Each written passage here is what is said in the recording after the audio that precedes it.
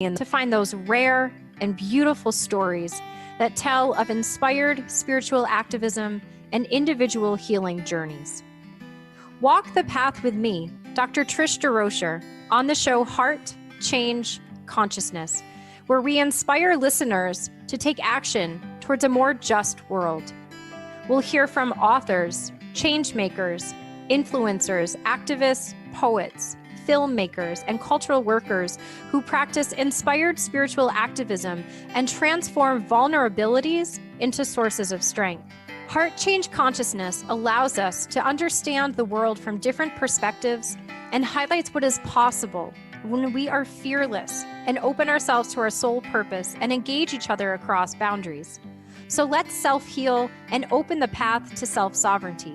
Heart Change Consciousness begins now. Hello, welcome to Heart Change Consciousness. I'm your host, Trish DeRocher, and I am so excited to be here with my guest today, Johanne Osias, who is a self-care coach and owner of Chez Fabine, Where Happiness Lives. Jo holds a master's in clinical psychology and currently resides with her husband and 2 children outside of Atlanta, Georgia. When Jo and I met earlier to talk about what we might want to talk about in this episode, Jo told me self-care, that's all I'm into. So today we'll be talking all self-care all the time. So on a personal note, I just want to say that I've known Jo for about 20 years somehow, which is pretty wild. And she has been consistently the person I channel when I'm lacking on my self-care. So when our kids were younger, Jo set aside Mondays as her self-care day, whether it was like going to the spa or just getting outside or connecting with friends. That was just a sacred day for Jo to have to herself, and her husband would watch the kids that day. These days, Jo regularly takes what she calls momcations. And these are kind of weekend getaways where she can connect with herself out of her roles as mother, wife, coach, daughter, right? Just Jo.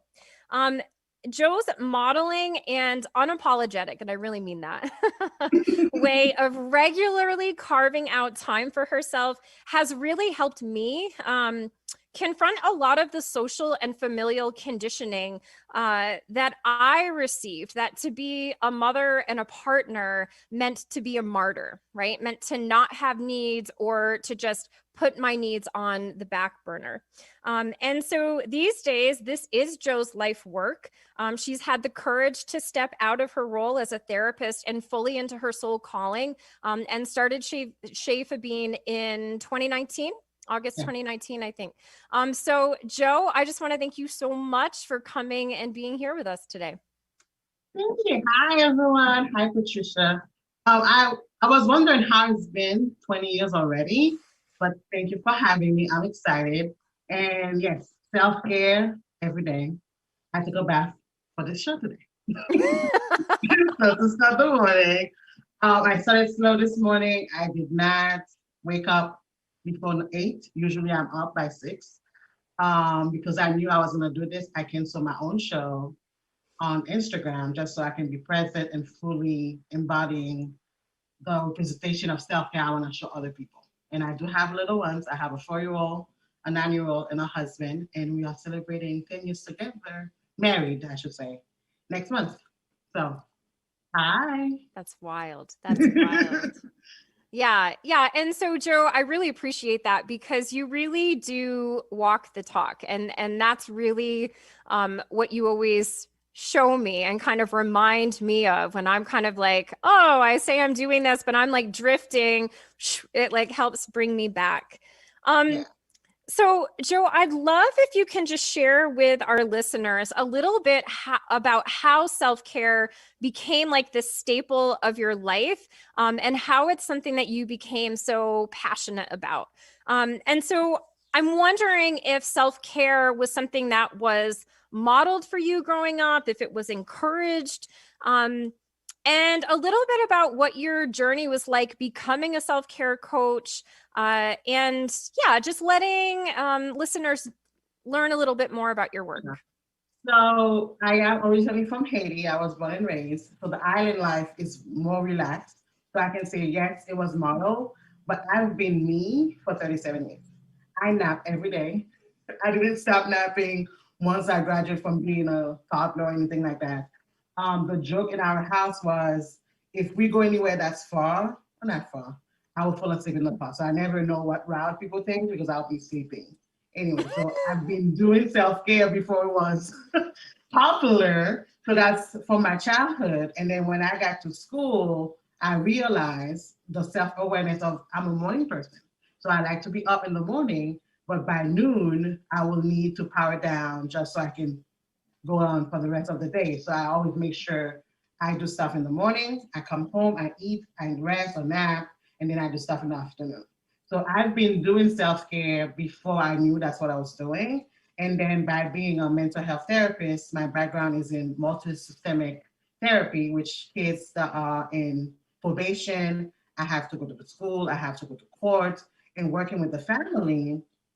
What was lacking is the parents didn't have any tools to take care of themselves, but they were asking to be helping their children.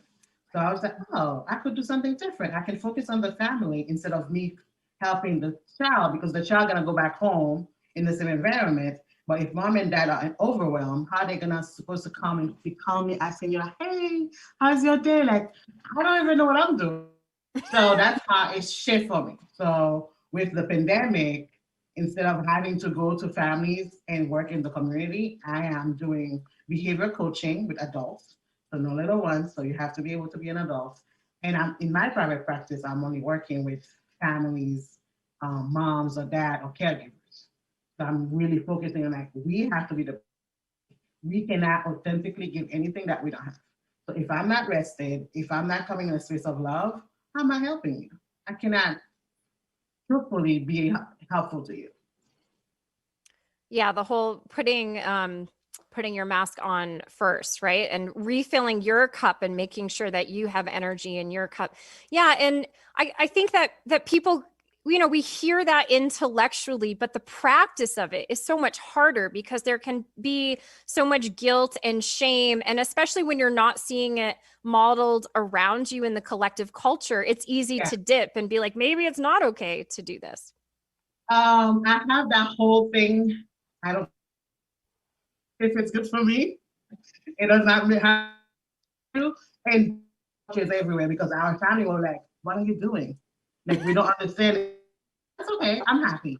And then that, and to me, that was it. I'm like, if I'm happy, it's good. And they're like, "What do you mean you're happy?" I'm like, "That's all I need. My base is happiness.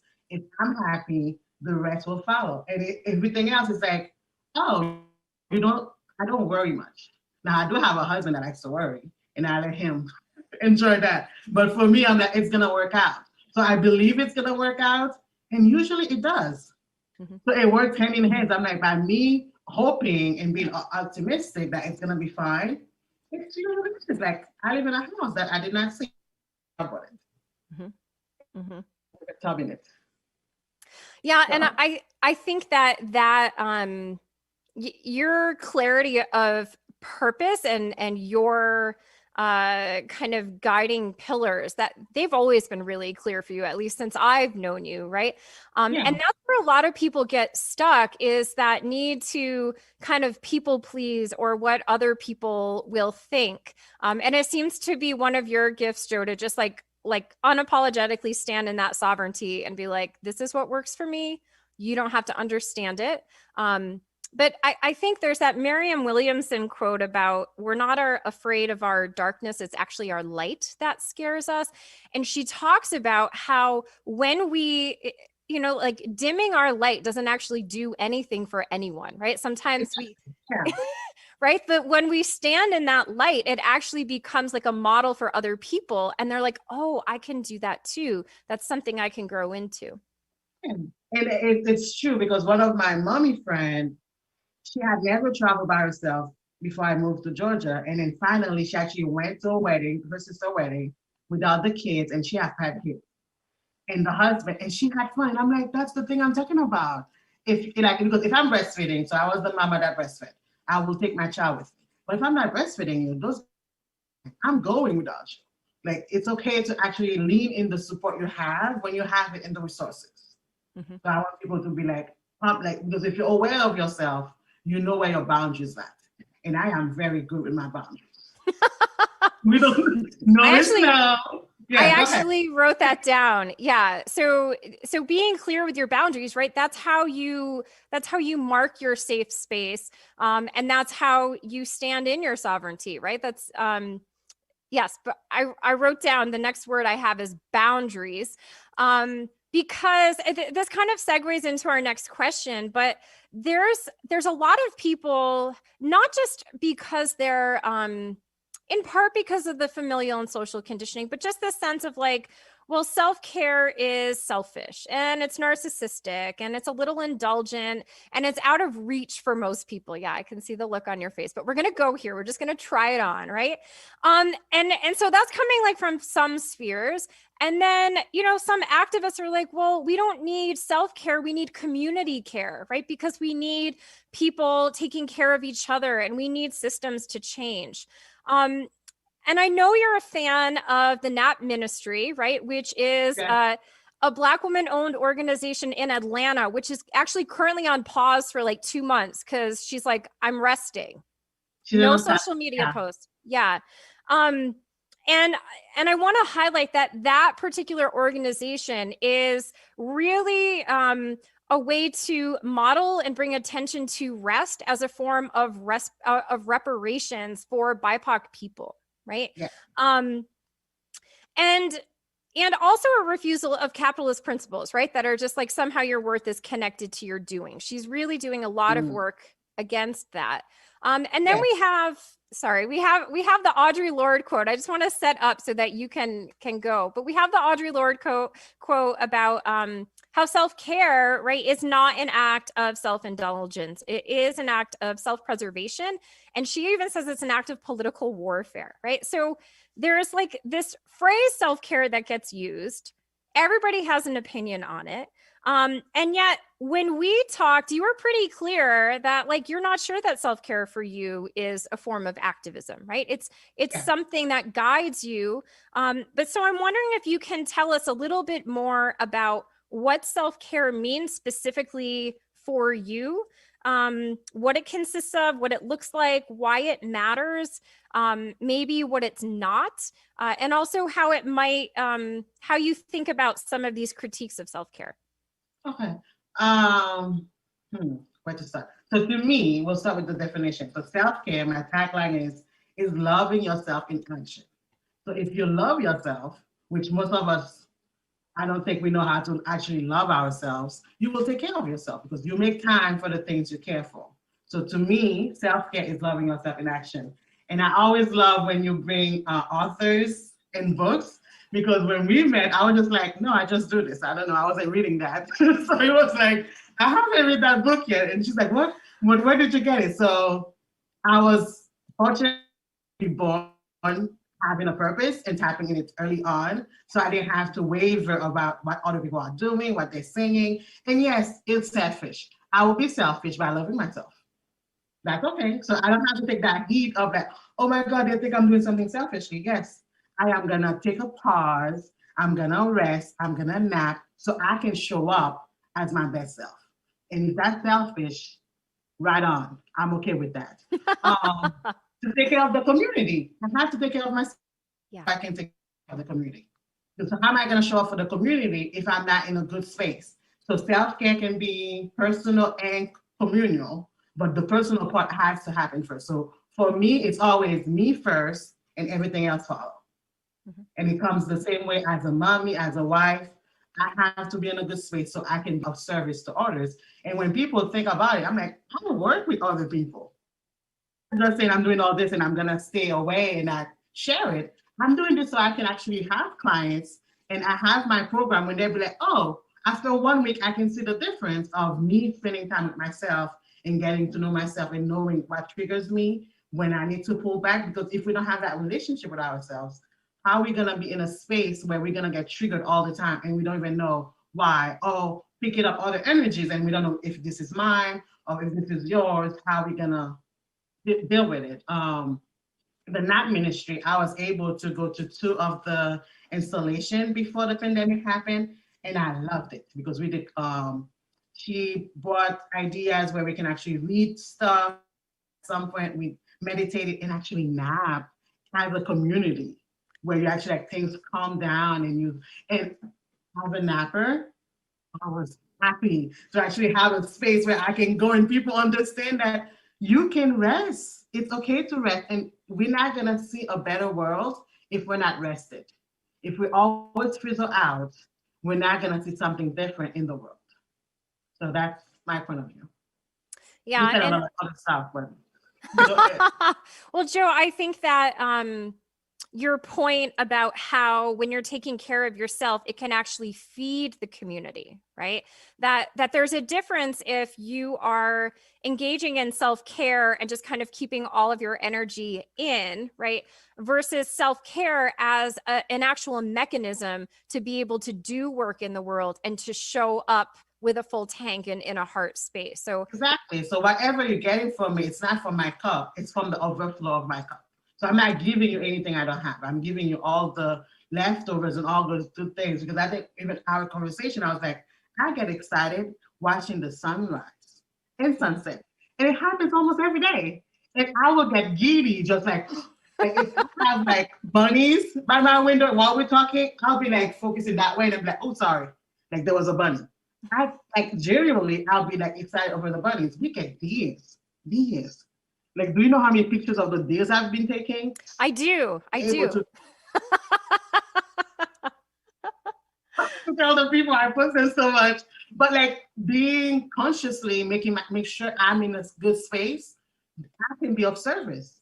And when I am in service, I give my best to all my clients.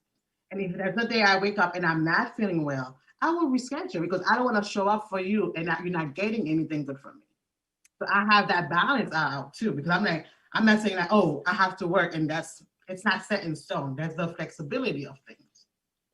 Yeah, I also, when we talked before, you said one of the best things about this work is that it doesn't feel like work. And No. I think that when we're taking care of ourselves, right, and we feel present and settled and well rested, we can show up for the work, and it does feel like an act of love, which is different from that capitalist understanding of like, oh, I have to show up to work right now. Yeah. And I love that with the Not Ministry, one of the things she said, the body is not a machine. I don't have to grind to be of service. I'm grinding for you. And I'm not saying I don't rich and popular and all those things, but that's not my goal. My goal is if I'm happy, I can show someone how to be happy too. And the money will always follow. Yep. The goodness will come by doing the good work. Yeah. Yeah. That intention. And I think even when people hear or sometimes use the word abundance, there's always like that automatic equation to financial resources, which of course is a part, right? Because you need to be able to survive. Yeah. But abundance, it's like abundance of time, right?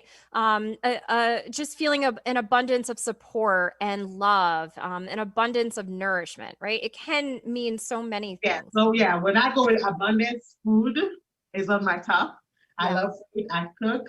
I eat out, so food is one of my love language, and I cook for others. So I usually tell someone, I'm like, if we're friends and I haven't cooked for you, we're not truly friends yet.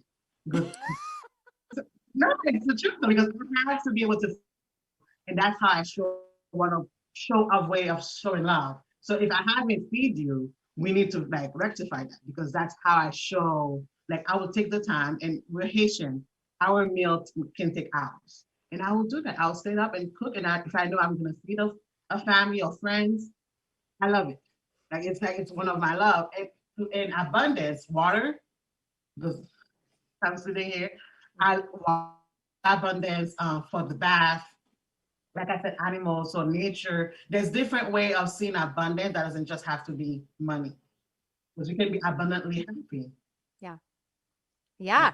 Like we need to switch the mindset. We haven't said that about mindset, but we have to change the mindset. I love your example of food too, because I think that is one of the first ways that we met. We were college students and I was living off campus and you were like, do you have a kitchen? Let me cook for you because I really just want to cook, but that sense of, of taking care of yourself and taking care of others, that it flows outer, right? When you have that inner cup full. And I'm thinking about kind of what you said at the beginning of this, is that, sometimes people don't put those boundaries in place because they don't feel like they are worthy of it. And I do think that there's a deep sense of unworthiness, and saying yes to self-care, whatever that looks like. And maybe we can talk a little bit more about that. You've shared some examples, but that when you start saying yes to yourself, it is a way of asserting your worthiness and that you actually matter. And I'm just wondering your thoughts on unworthiness and self-care. Yeah, definitely. So for me is when I get in a new space, I'm not questioning the space, right? Because I know what I'm bringing on. So I know I'm coming out to my full self. I'm here, I'm breathing, I'm worthy. So we don't have to discuss, am I worthy or not? So it's the people that doesn't know their worth. Do that work, because it's not up to someone else to validate your worthiness. You have to come in knowing you're here. If you're here, you're breathing already. So to do that work, so having the self-care practice of spending time with yourself, knowing how to love yourself fully with all the flaws, because I'm not perfect, but in my mind I am, right? Because I'm not coming like, oh my God, doesn't work. I'm too big. This is like, I'm not doing that to myself. And that is not love. Yes, there's stuff I might be able to improve. And I like to tell people, as a former therapist, I still go to therapy. I have a therapist because we need another adult helping me in my head. So I'm all okay with that. So with the help, with the support and everything, but I still know in the core, I am light, I am love, and I'm worthy. Mm-hmm. As simple as that. Yeah. And for me, I notice that when I waver in my self-care, when you're talking about working with clients, that the more I work in my practice, the more I learn that the actual work is self-care. And then when I take care of myself, that's when my clients find me, and it changes the energy in the session, right? I'm able to just be present in that moment. And I would say too, one of the things I offer my clients, if they choose, I'm a avid tea drinker. So for our session, if they want, because I always have candles on my medal, so I tell them, like, I have candles, I have tea. If you need that time for us to arrive, so we know what we're doing together, you have that choice. And some of them are like, oh, that sounds good, I'll try it. And then some of them like, no, we just need to talk. But I will tell them, like, for my self-care practice, while I'm talking to you, I'm practicing self-care because I want to be present. So I always have, I want to show you this in front of me because I do not, double booking. I don't like that. I don't like feeling overwhelmed. And if I'm overwhelmed, I'm taking a nap. As simple as that. If I feel overwhelmed, I put myself on timeout. Because I'm like, that's the energy, the rush energy, the overwhelmed energy. I don't want that to be how I'm showing up. So it's doing all the things, and they're like, oh, how much you do for self-care? A lot. I do a lot. Mm-hmm. And you might not label it self-care, but for me it is, because that allows me to be present for everyone when I need to be present. And when I don't want to be present, I have no issue saying no, and I don't have to explain the no. Mm-hmm. Yeah. And I love that idea of modeling, even when your clients are there. We just have a couple minutes before break. Joe, I'm wondering if you tell listeners where they can find your work and a little bit more about your individual services and how you work with them. Right now, I am mostly on Instagram every Wednesday going live for Self-Care Wednesday. For my practice, we do a 5-week Self-Care I Love Me journal where you get to talk to me one-on-one once a week. For the freebie, we give you a 7-day self-care challenge to see where you're at. And I know I've been doing self-care for so long, but you do not have to do it the same way. So my website is Osias.com. So everything is mostly on my name. Even Chez Fabine is my name also. So I am full of myself at the end of the day. Yeah, that's beautiful. Joe, so we're going to take a short break. When we come back, Joanna's going to share with us some more about her spiritual path, how that feeds into her work, some of the work that she's still dreaming into existence, because she has like really exciting plans and ideas, and also some tips for listeners for upping their self-care practices. So please join us after the break. All clear.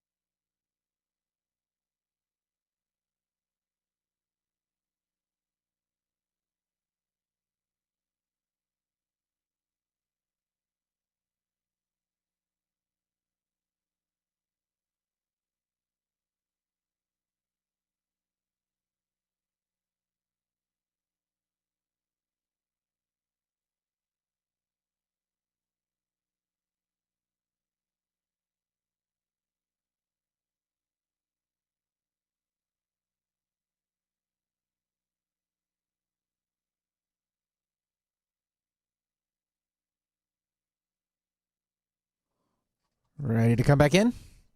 Sorry to interrupt. Here we go.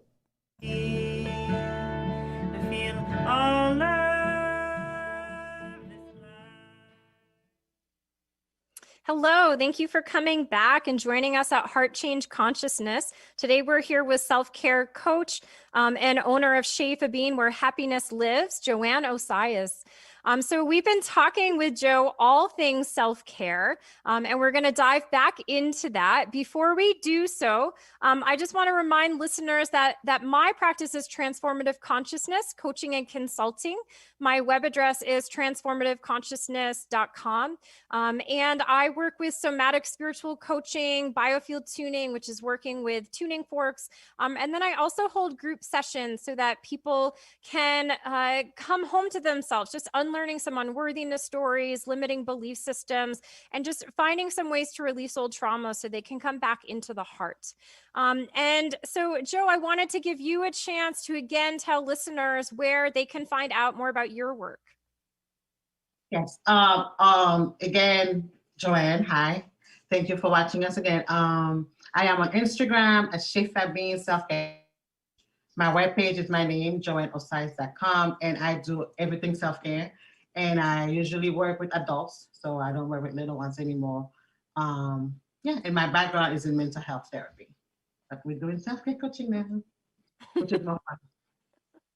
Yeah, so thank you, Joe. That brings us to kind of our next point to talk about is that often as we're moving through our path, we hit challenges, right? And at the time, those challenges can feel really devastating. And they also often teach us lessons and kind of show us our way further on the path, right? It's kind of a both and. And then it's interesting because as we're kind of shedding those old things and old patterns, we're also moving into the direction of where we're going and where we want to go. And sometimes our clients can actually help us to see where it is that we want to go or what our specific gifts are. So I know that you had some challenges as a therapist, both in terms of feeling like your role was a Band-Aid to a larger problem, like you mentioned earlier, and also in not feeling respected for your knowledge and gifts, and also maybe feeling a little too boxed in, right? Yeah. I also know that you really celebrate not being contained in a box, right? Like this is really something that you celebrate and encourage other people to grow into too. So I'm wondering if you can share with us a little bit more about your challenges, the lessons learned, and insights that you've gained as a therapist, and how that helped you to really move into this work with clients on self-care. You went into it briefly earlier, but I just love to hear a little bit more about that. And then who is drawn to work with you? Who are you drawn to work with? And what your vision is of how your services act on the world. Yeah, definitely. So a little background. In Haiti, psychology was not well known. So when I got in the US as a teenager and went to school, I actually had my bachelor's of science in mathematics. So psychology or therapy was not a plan that I had as a young age. And I discovered Psych 101, I think my first year, but I had the knowledge of like, okay, since I want to have my degree in math, I'm not going to declare psychology as my minor because I will need it to take more classes. So I've always been good at I'm not doing extra work for any reason. So I had enough amount of psychology for a minor, but I didn't declare it because it was asking me to take lab. But my math had already had lab experience in it already, so I was like, I'm not doing that. So I finished as a as a mathematician, right? Worked as a social worker for a year in Brooklyn, and then came back and got my master's in psychology. And I chose my school because I didn't have to take the exam, whatever test you're supposed to take to do the schooling. I've always been clear, like I'm not showing you more work for no reason. And then St. Mike's created the program where we didn't have to take that test to be a clinician. So that's how I chose the field. And I worked with teenagers, like I said, in the family. And what I saw was the family were overwhelmed, they didn't have the resources, and the kids were in trouble. And they wanted us to help the kids and not the family. So when I decided to do coaching, I wanted to work with the caretaker, the parents. And what brought me fully into that is 3 years ago, I had a miscarriage and I couldn't connect why the miscarriage had to happen while I already had two healthy kids. And that was a trauma for me. And in the moment, I wasn't able to recognize it because I was practicing self-care. I was doing things, but I was doing a work that takes me 2 hours away from home. And I wasn't really paying attention to that. So by me stopping, I went to Brazil for a week, quit my job. I should say, I did quit the job and went to Brazil, and people are like, what are you doing? I'm like, I need to take care of me. I need to reconcile why this had to happen for me to pause And the only thing that came back to me when I did coaching with someone else was, you could be a coach, but what would that look like? And I was like, most people are not doing self-care, like fully embracing doing self-care, of actually authentically spending time with themselves and see what's going on. So I practice, I am more drawn to moms because I want the moms to know, yes, we chose to be mothers, but we are still persons and we are still women, and there's stuff we need to do for us so we can be of service to our family. Mhm. Was there Mhm. something else? I don't Um, know. It was a long question. yeah, well, I'm thinking about even just that moment. Well, often we're kind of in survival mode, like a trauma will happen to us, but we have to keep going, right? We have families, we have lives, we have bills. So even if we are taking care of ourselves, there's a part of it that's compartmentalized. Like we can't really deal with it all at once. So Exactly. so it sounds like that's a little bit what happened to you, that it snuck up on you. But I also want to just reflect that it takes courage to actually go into those places, right? A lot of us will choose busyness. Busyness, it can be a trauma response, and it feels Yeah, safer than definitely. Yeah. pressing pause. Yeah. And I much rather pause because I don't want it. I want to learn my lesson the first time. I don't want to repeat the same lesson. So for me, it's like, oh, if this happened, it's telling me something because I always wanted to be a mom, so that was a choice for me. But I have a thing about giving birth, so I never wanted to push something out of me, but I wanted a kid. So both of my children, which I didn't have to schedule, did come via C-section. So what I hold in my head showed up as the manifestation of what I wanted anyway. So for me to have a miscarriage and having to birth a mass of things, I'm like, oh no, we need to pause Mhm. because this is not how you see yourself. This is not what you want to do. And maybe the work you're doing right now is not truly what you need to be doing. So let's pause. So that was my thing of like, no, no, no, I'm not forcing this. I'm going to pause completely to recognize what's happening. Mhm. Yeah, and there's so much vulnerability in that, right? When I used to, so I'm boundary work is my work. I have to constantly work on saying no, as you know. Um, it's good Yeah. practice for me. But what used to happen to me is that I would be going like full force ahead, ignoring that I had a body, ignoring my needs.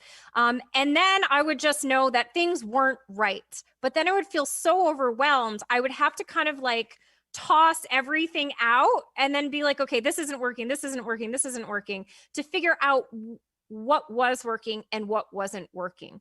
And it's really scary because when you make that decision to press pause, you're confronted with yourself, and you have a choice, right? And for a lot of people still, that fear is so strong that even when we see what it is, we'll still go back to make those other choices, because it's scary to kind of walk into the unknown. And so I'm wondering how you see those lessons actually showing up in your ability to be a self-care coach. Do you see them showing up? Yeah. So for me is when the trauma happened, it's being aware of it. So instead of being like, because the doctors had offer, and I'm in Georgia right now, and they keep saying like, oh, if you want to get pregnant again, let's figure it out. And I'm like, no, no, we have 2 kids, we're good. And I never felt pregnant. And that was one of the things I was like, give us that voice. Because as a woman, I'm telling you, I've never felt pregnant. I didn't feel the connection with the soul, and nobody was listening to me. And I'm like, that's not okay. I have 2 other kids. I know what it felt like to be pregnant. So if I'm saying this and everyone will be like, oh, don't say that. Don't jinx yourself. And I'm like, I'm not jinxing. What I'm saying in my being, I'm not feeling that connection. So it's having everyone to actually give us that not even permission to recognize we are we have something different than men, and that connection to our body needs to be recognized because it's the whole thing like, oh, you don't know what you're talking about. Like, what do you mean? I'm telling you, in my sense of being, I'm not feeling, and you're negating what I'm saying, and I had to keep saying like, no, no, I don't want you to try to help me get pregnant. I want to understand why this had to happen, and if you cannot give me that like instant, I need to figure that out for myself. Yeah. So clients, I don't want you to have that for us to get to the space of like, oh, I need to take care of myself. And I knew I didn't want my job because traffic in Atlanta can take you 2 hours. That cannot be my life. I'm not sitting in a car for 2 hours just so I can go make some money to come back home exhausted. So I knew that part already, but so that had to stop me to be like, okay, I need to work closer to home. I need to figure out what my job gonna look like and the culture of mental health. Because even if you have a full load, your boss, your supervisor will ask you to take more. And my last job, I had to consistently say no. Mhm. Even when I show up, I got the interview and did everything. I'm like, I'm showing up as a part-time therapist. But I had to keep reminding them for a whole year that I'm showing up as a part-time therapist. That shouldn't be. And we're in the mental health helping other families. So I'm gonna be exhausted and overwhelmed helping someone else. Yeah. So I don't want my clients to have to go through the same thing that I'm going through. Yeah. That I went through for time, because I have to say I never last long. If anything is unsettling, I'm not lasting long. Mhm. Mhm. And I think that that there's a difference when you've walked that path, right? And you've been there. I think it opens up compassion too, right? It kind of changes the way that you're engaging with people because it's not coming from like the analytical, I went to school and I know this, right? It's coming from Yeah, this heart-based place, which is different. yes, definitely. And I feel like a lot of therapists is like, oh, if I meet someone, if you're talking to me, I'm diagnosing you. I'm like, I am not doing that. No, not for free. I am not giving you a diagnosis for free. Like, no. What do you mean? Like, if we're talking, I'm like, oh, you have this and that. I don't know what you have. No, I'm Yeah, not. that hat is not on. Boundary. No. Yeah, Like, I absolutely. was like, for free? No, I'm not. No. I Don't that's worry about me. No. that's one of the reasons why I left academia was because I felt like I had to engage with students as talking heads instead of as humans, like complex humans who had complex lives. So I'm wondering for me, in my coaching practice and tuning practice, I get to actually engage with like the full human and also spiritual being. And it's healing for me to be able to do that, but it's also healing for clients to be able to be seen in all of that complexity. I'm wondering Exactly. if you feel that. Yeah. So for my coaching, I created a self-care journal, which takes 5 weeks. And I tell them it's from my background of multi-systematic therapy. It's the whole system. So we can talk about the whole body, finance, whatever you have. And your self-care has to be personal to you. So wherever you feel the most uncomfortable, overwhelming, that's where you need to start. So don't come in the session thinking like, oh, since we're doing self-care, it needs to look like this. No, no, no. It needs to look like what it makes sense for you. So if for you is gardening, then that's what you do for your self-care. Mhm. If for me, self-care is like I need to nap every day, then that's my self-care. So I want my client to come in the sense of, oh, okay, she's gonna really pay attention. And I'm not just hearing what you're saying, I'm listening to your tone and I'm listening to what you're not saying. Because usually I'm gonna be like, oh, can we really and they're like, you catch that? I'm like, yeah, I'm taking notes. I have the background as a therapist. I will be taking notes. So I can tell you like what we talk about, how we're gonna circle back. And I know you wanted to talk about my spiritual part of the path. So last year I took a 6 week intensive work with Ian Lavinvent, and I did not know how that was gonna move through and how that was gonna change things. And it was intense.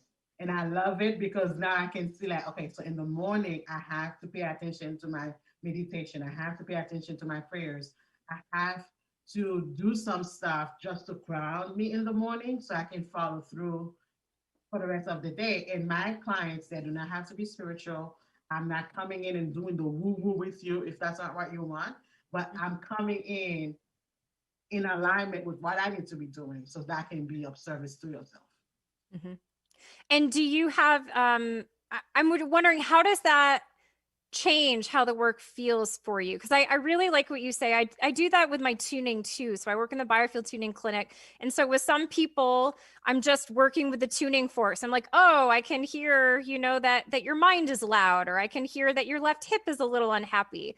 And then with others, when I listen to their words and their tones, I know that they're more open to spiritual practices. And then we do a different kind of work. But I'm wondering how you've noticed your coaching work change since you've deepened your spiritual practices. With the coaching is I can tell with the energy where they are stuck. And most people so far is they are not grounding. So their root chakra is all over the place. Yeah. And then I did my personal code lighting, and I am very rooted. If you guys have watched the show so far, so I'm rooted on who I am. So it makes sense that the people I'm working with so far are the people that's kind of wavering and they're not sure of like how to actually ground themselves. So most of my clients so far has been, I'm like, oh, if you are interested, you're gonna want to work on your root chakra because you are not grounded at all. And it feels like everything's out there and we're looking for others to do for us. But if we go back within, ground ourselves, and it doesn't have to be, and that's the whole thing. I'm like, if spirits worries you, whatever religion you have, go back to that. Ground yourself to that. And it should always be coming from love and light anyway. So whatever religion that's telling you to do other things, that's a problem. Because it doesn't have to, because if you like, and that's the whole thing, like, it doesn't have to be spirit, it doesn't have to be God. Like, I trust the universe. As spiritual as I am, I will say universe first before I say God or Jesus or anything else. I'm like, oh no, the universe provides, as always. So it's learning the language that makes sense for yourself. Yeah. And I love that as you do that too, just to connect what you were saying earlier about like the doctors trying to tell you about your experience and you trying to flip it and tell them about your experience, that it sounds like you really give your clients permission. Like you have some skills and tools and training and know-how, but you don't know what it is to be them. And so you're encouraging them to really step in and be self-guided and to not look for an external root chakra, right? Because that's what many of us do. We're like, oh, maybe this thing will ground me. That thing gonna ground me. It's like, no. Because if you're not sure who you are, you're always gonna be looking for something else. Yeah. So there's always gonna be something else. It's like, oh, what else are you gonna be studying? What else? I'm like, I don't need to be studying. If you look at my wall, which you cannot see everything, I have never ever put my degrees up. And I never realized why I didn't put them up. I was just like, oh, I don't care. I really don't care that I have all those things behind my name. But it took me a while to realize that I never cared. But I knew I needed the little piece of paper to represent something. But I could have been doing this for 10 years now. Yeah. If the society had given me the space of like, oh, just be you. You know what you're talking about. You've been yourself for a while. Do that. But I needed to go to school. I needed to do all those things. So I always said I was a closeted nerd because nobody will know I was studying math when I was in college. Like, what? What do you mean? I'm like, oh, I actually had a freaking scholarship. They're like, huh? We know your siblings are smart. I'm like, yeah, I am, but I don't, that's not how I present myself. Yeah. Yeah. Joe, we're coming up on the end of our show, so I want to make sure that listeners have a chance to get some of your self-care tips. So some of the things that you do recommend sounds like specifically for strengthening root chakra. Self-care is absolutely about root chakra, but also about your vision. Like what's coming next? Like what do you dream about? What do you want to bring into the world? So my vision is to have international different spaces of self-care wellness center, and that will include cooking, traveling, napping pods, like anything that, so like I like to say is my practice is an extension of me. So all the things I love, I want that to be in my centers. And I think we had that conversation. I'm like, I don't want to have to run all of them because again, I don't want to be overwhelmed, but I would love to have that create those space for others. And then one of my dream was I woke up and I was in Tuscany, Italy, and I had a bed and breakfast in a wellness center. I don't know how that's happening, but that's one of the plans. Beautiful. Yeah, I think that having those spaces And one of the things you said to me was like, well, who wants to be busy all the time, right? I think that there is kind of an addiction to busy though, right? And then when you know how good it feels to be connected to yourself and to have an abundance of space and time, that's when you're like, oh, busy doesn't appeal to me. But those kind of wellness centers really feel like they carve out space for people to relearn and rewire other ways of being and how to take care of themselves. Definitely. And I always say, if I am in any group, I want to be the demonstration of what self-care can look like. So if I'm anywhere and nobody heard me say self-care or napping, because I always say, no, I need to go home. I need to nap. And people will look at me. I'm like, I'm serious. I'm going to go home. I need to nap. So I always show up as myself. So if I'm anywhere and I'm uncomfortable, one, I will leave the space because I do not want to be uncomfortable in my own skin. And two, I want you to be like, okay, it can be differently. We can show up as ourselves and be okay. And I don't have to be in competition with anyone. Yeah. What I have, what you have, you have. We can work together, but we don't have to compete. So the mentality like we have to one up each other, I don't get it. Yeah. I don't subscribe to it. Yeah. And I think that's really ego, right? Like that very much is that capitalist model of competition everywhere. And instead of just realizing that we each are inherently worthy because we exist and we are love. As simple as that, like you are enough. Not because you're here, you're enough. That's it. That's all you have to be. If you're here, you came with a purpose. Yeah. Yeah. And the self-care practices can help us get the noise out of our signal so we can be really clear and brave about what that purpose is. Exactly. And so for the tips of self-care, if you do not journal, start journaling.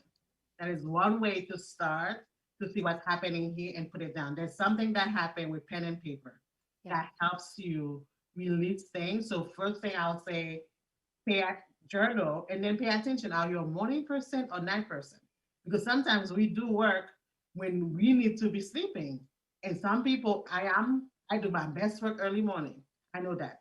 So I don't schedule things late at night because I know I'm gonna want to go to bed. So pay attention what kind of person you are and journal. And then after that, learn some kind of mindfulness, meditation, spend time in nature. That's one thing I feel like we still running away from. Nature, water.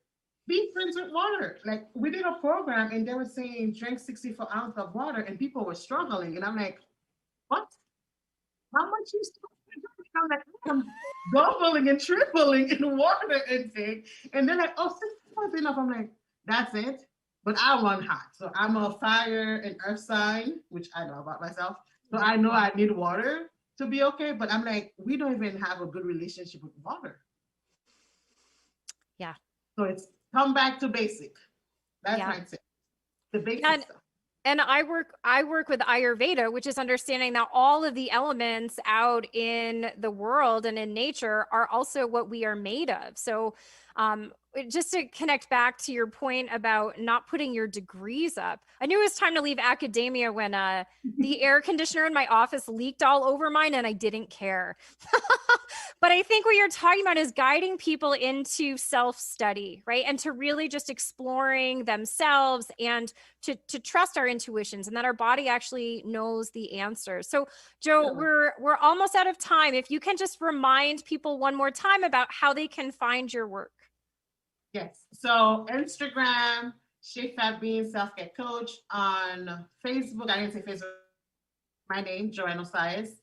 And then website is johanneosias.com. So all me all the time, self-care all the time.